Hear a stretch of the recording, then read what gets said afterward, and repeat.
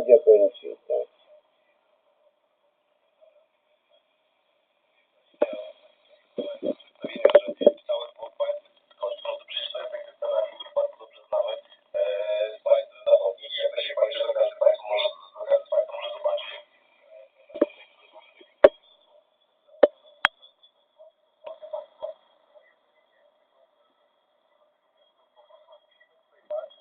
Ale najtrudniejsze o tym, jakby o stronę świata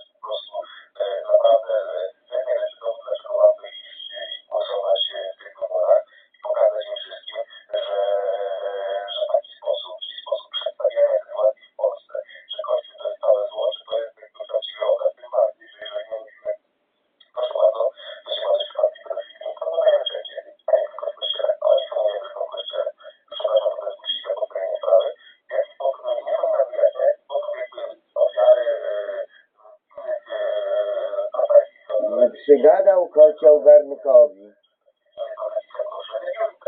Przygadał kocioł garnkowi.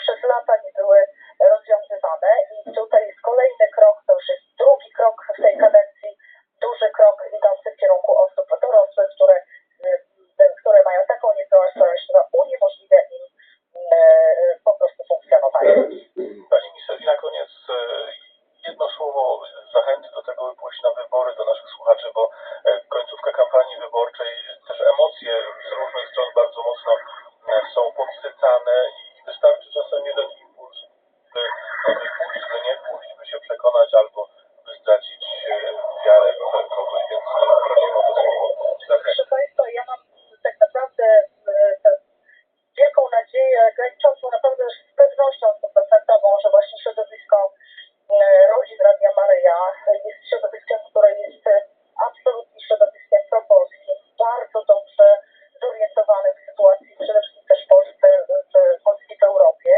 Jest też środowiskiem, które przede wszystkim jest środowiskiem bardzo aktywnym również w sensie patriotycznym i w sensie wyborczym. To jest naprawdę, proszę Państwa, wielka wartość dla Polski. Państwo zdajecie sobie doskonale sprawę z tego, bo często podchodzicie na zebraniach, na spotkaniach ze mną, czy jestem też w tej chwili złapaliście Państwo w małej miejscowości przepięknej Kunice, niedaleko Legnicy. Jestem tutaj, rozmawiam dzisiaj z Polakami, ale też mówicie o tym, że wiecie, że to są bardzo ważne wybory, że to nie jest tak, że Polska jest jakąś enklawą, że tak naprawdę wszystko, co jest poza Polską, to nie ma żadnego wpływu, nie należy się tym interesować, nie, wręcz odwrotnie, dlatego, że właśnie ponad 70% ustawodawstwa Unii Europejskiej ma przełożenie bezpośrednie na nasze polskie przepisy, a jeśli na nasze polskie przepisy, to one, uwaga, obowiązują erga omnes, czyli wszystkich.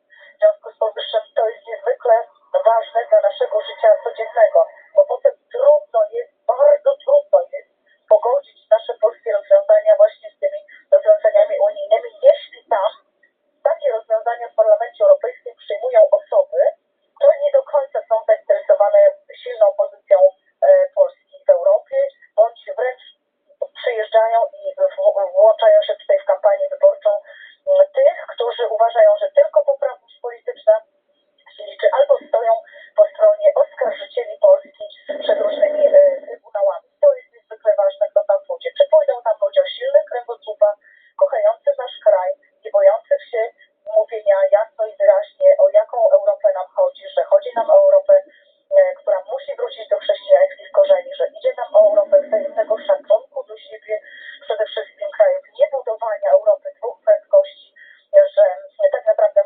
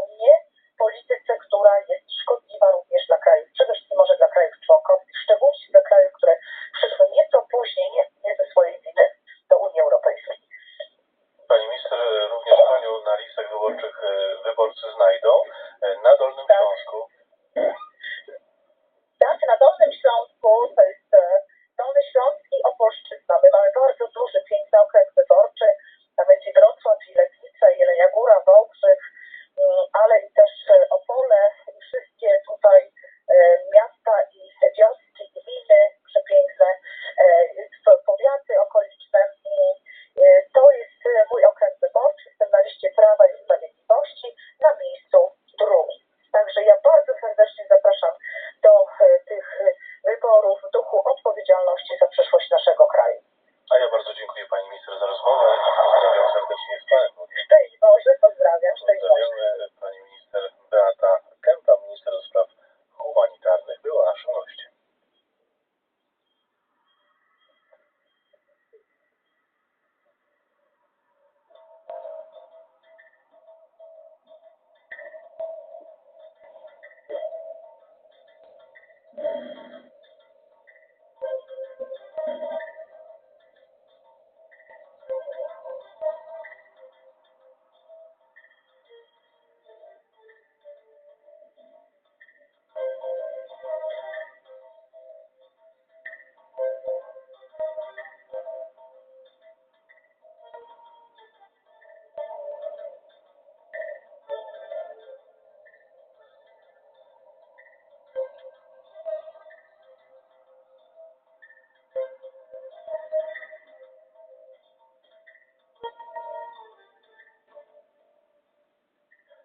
Drodzy Państwo, naszym gościem jest pan poseł Maciej Małecki, szef Sejmowej Komisji do Spraw Energii i Skarbu Państwa. Witamy, panie pośle.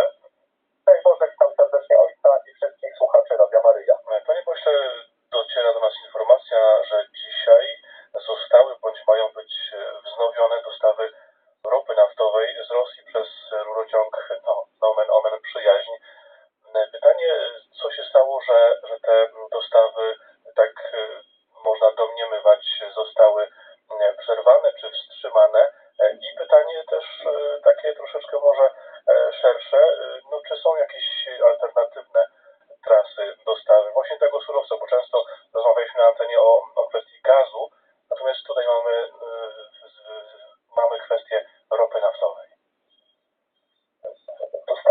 Dostawy ropy ropociągiem Przyjaźń ze strony wschodniej zostały wstrzymane w kwietniu, po tym kiedy okazało się, że w rurociągu ze strony rosyjskiej płynie zanieczyszczona ropa. Taki sygnał dotarł z Białorusi.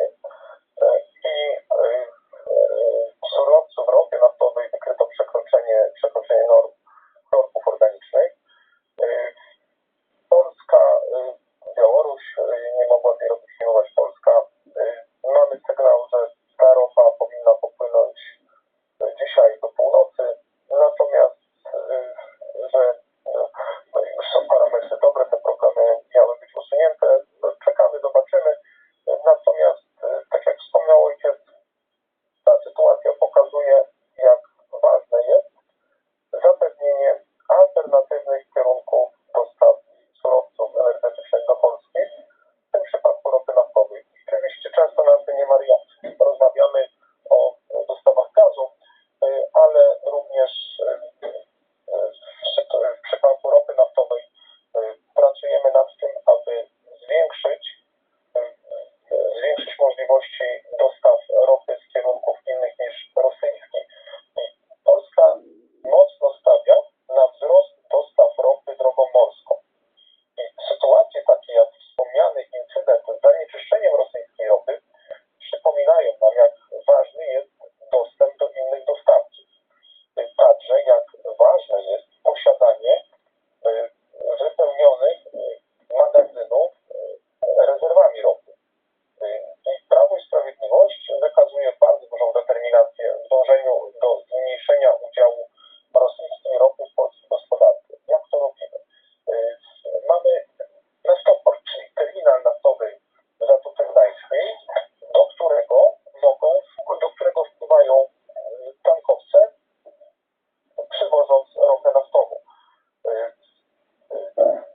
Szczególnie przykład, może tak statystycznie, w ciągu ostatnich kilku lat udział rosyjskiej ropy w polskiej gospodarce zmniejszył się od 95% w 2013 roku do około 75% w roku 2018.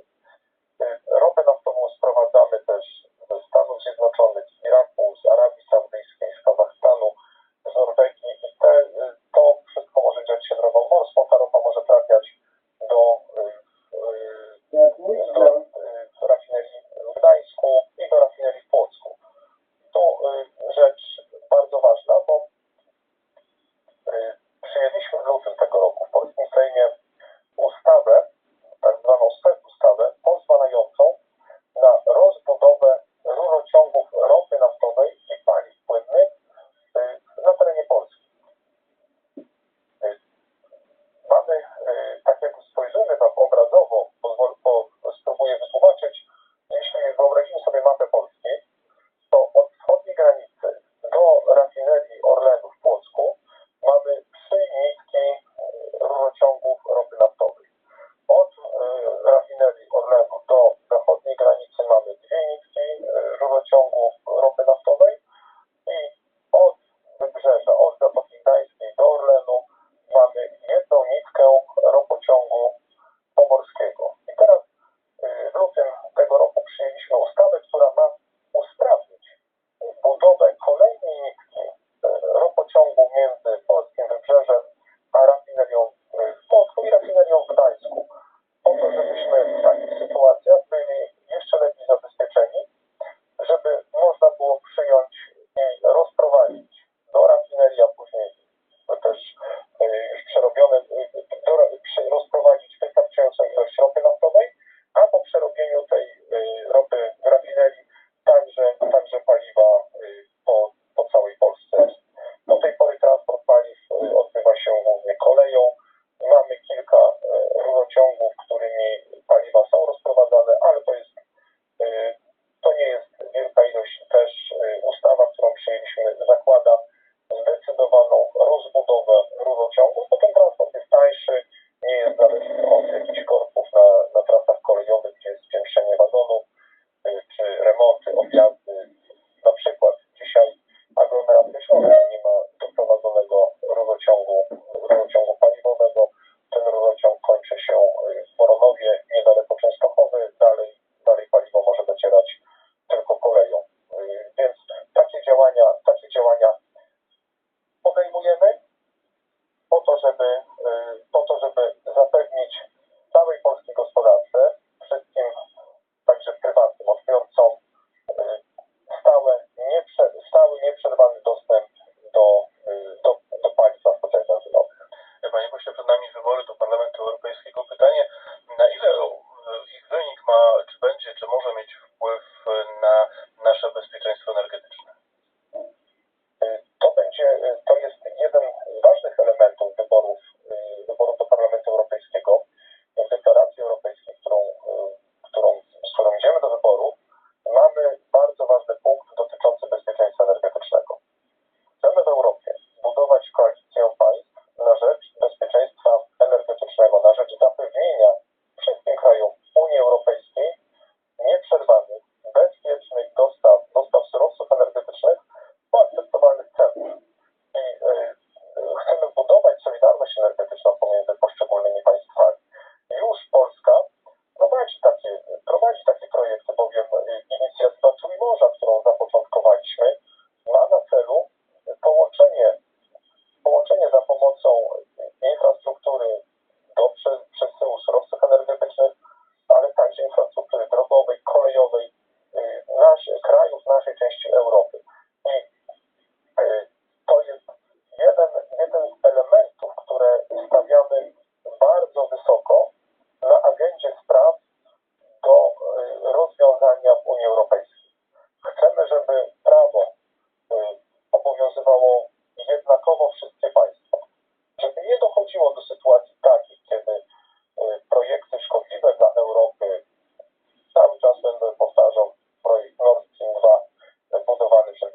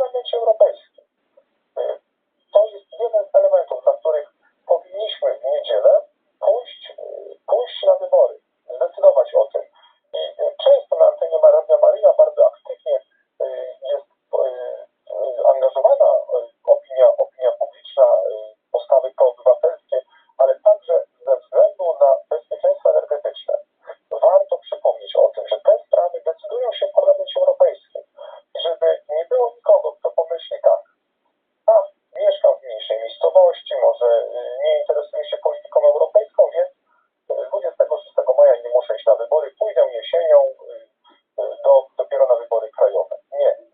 70% regulacji prawnych, także w zakresie energetyki, jest tworzone w Parlamencie Europejskim, nie jest tworzone w Unii Europejskiej. I to ma wpływ na nasze życie, na nasze codzienne życie, także na nasze bezpieczeństwo energetyczne. Jeżeli chcemy mieć na to wpływ, a powinniśmy mieć na to wpływ, to musimy jak najliczniej pójść 26 maja i oddać głos na najlepszą listę wśród wszystkich list, czyli listę kandydatów Prawa i Sprawiedliwości, bo my mamy jako jedyni praktycznie program, w którym są sprawy ważne, sprawy rodziny, wartości, rozwoju gospodarczego, także opartego na bezpieczeństwie energetycznym. Ja może to takie zdanie jeszcze powiem, że Unia Europejska powinna wrócić do swoich korzeni. I tego chcemy jako Prawo i Sprawiedliwość. Unia nie musi szukać nowych wzorów, nowych dróg.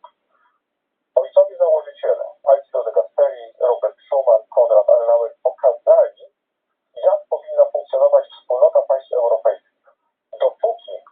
Dopóki zjednoczona Europa była oparta na wartościach chrześcijańskich i rozwoju gospodarczym, kraje Europy bogaciły się, następował dobrobyt. I to jest nasza wizja Europy, powrotu do tej Europy. Zupełnie po drugiej stronie jest Europa komisarza Timmermansa i jemu podobnych. Europa ideologii, nieszanowania poszczególnych państw, ale też Europa kryzysów, bezrobocia i spadku gospodarczego. Europa zwijania się, a nie rozwoju. Po jednej stronie mamy chrześcijańskie wartości, rozwój gospodarczy, dobrobyt, po drugiej sztuczne, szkodliwe ideologie, konflikty, zwijanie się zamiast rozwoju. Panie pośle, dziękuję bardzo, bo już powoli musimy kończyć też rozmowę. Pan poseł też nie jest to tajemnicą, startuje do Parlamentu Europejskiego z tej listy, o której Pan wspominał, Prawa i Sprawiedliwości, ale w jakim okręgu, proszę przypomnieć? Mam zaszczyt reprezentować Prawo i Sprawiedliwość, ubiegać się o mandat europosła na Mazowszu. Oczywiście lista Prawa i Sprawiedliwości, pozycja 4. Lista 4, pozycja 4, Maciej Małecki. A ja jeszcze korzystając z życzliwości ojca zaproszę do Niepokalanowa 15 czerwca przypominamy wybitną postać polskiego europosła Filipa Adwenta, który zginął w 2005 roku, wspaniale służył Polsce, zapisał się pięknymi zgłoskami w historii Polski, reprezentował Polskę. 15 czerwca o godzinie 11 w Niepokalanowie, msza święta w Bazylice, później spotkanie. Mszy świętej będzie przewodniczył opat klasztoru cystersów z Jędrzejowa, ojciec Rafał Ścibiorowski. Serdecznie zapraszam do Niepokalanowa. Wspominamy Filipa Adwenta, polskiego europosła. Bóg zapłać, dziękuję za rozmowę, panie pośle, i pozdrawiam serdecznie. Szczęść Boże. Szczęść Boże, pan poseł Maciej Małecki, przewodniczący Sejmowej Komisji do Spraw Energii i Skarbu Państwa, był naszym gościem.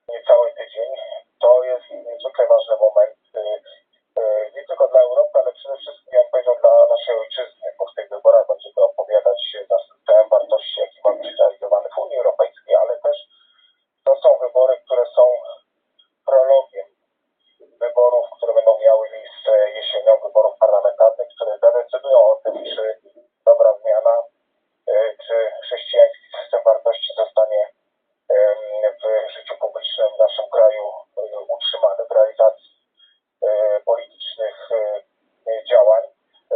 Stawka jest ogromna. Proszę pamiętać, że mamy teraz do czynienia z bezprecedensowym naprawdę w ostatnich latach skalą ataku na Kościół.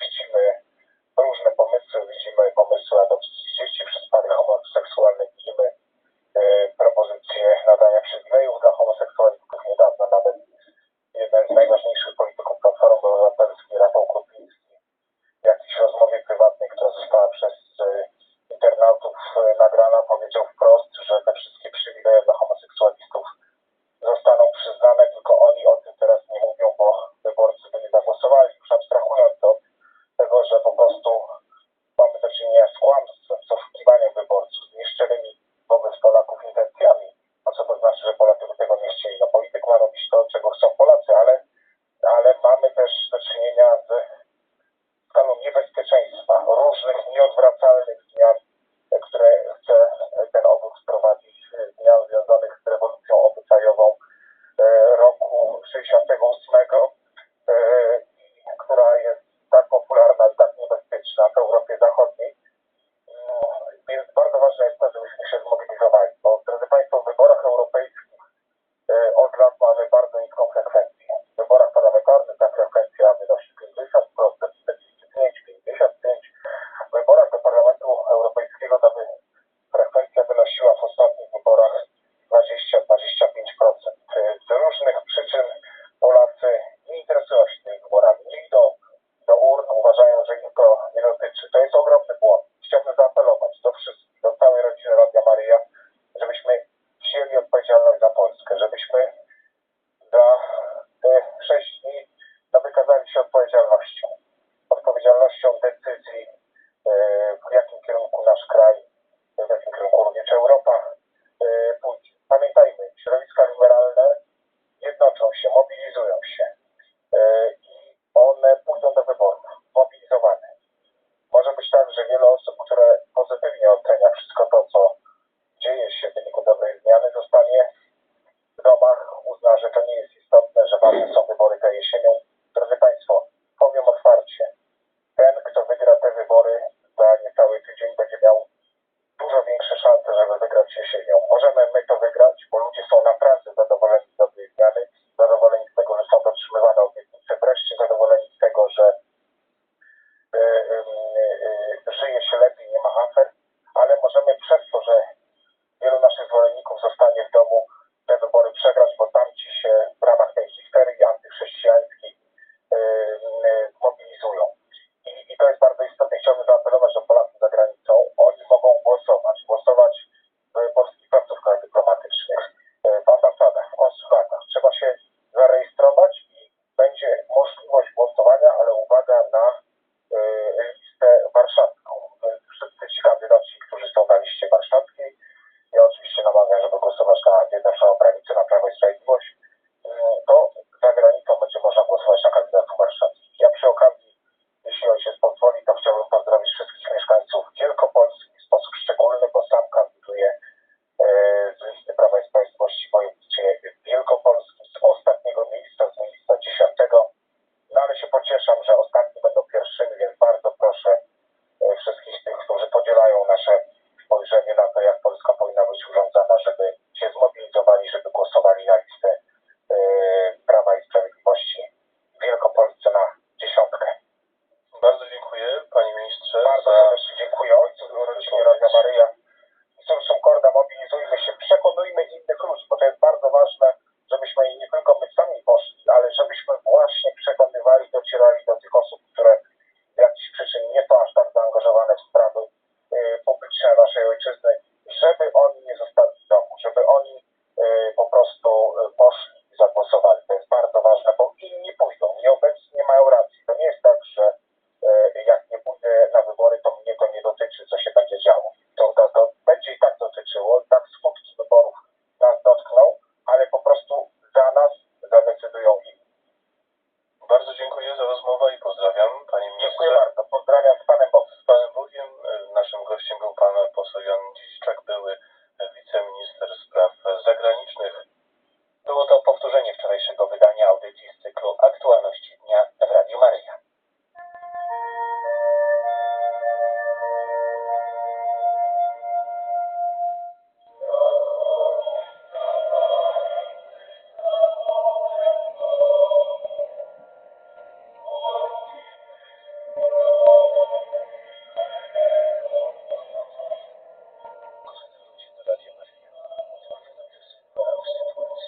Bardzo szokującej nas, Polaków i katolików, a równocześnie niezwykle zasmucającej.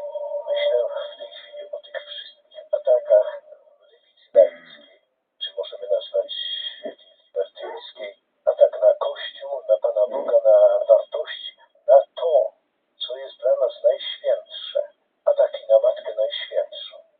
A już przestań, to jest fałszywy kult. Działania, pseudosztuki. Proszę Państwa, przygadał Kościół garnkowi, proszę tu wszystkiego. No, nie to, że nie brać tak na poważnie, ale na poważnie, żeby się zastanowić.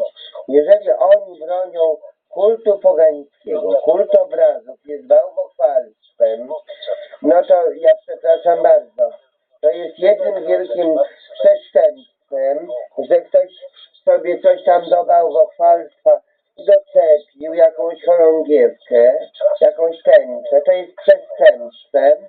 Karać taką osobę. Ludzie nie wiedzą, na co mają głosować czasem, bo są zagubieni po prostu. Zastanawiają się, jaka to jest sprawiedliwość, że ktoś upiększy element bałwochwalczy.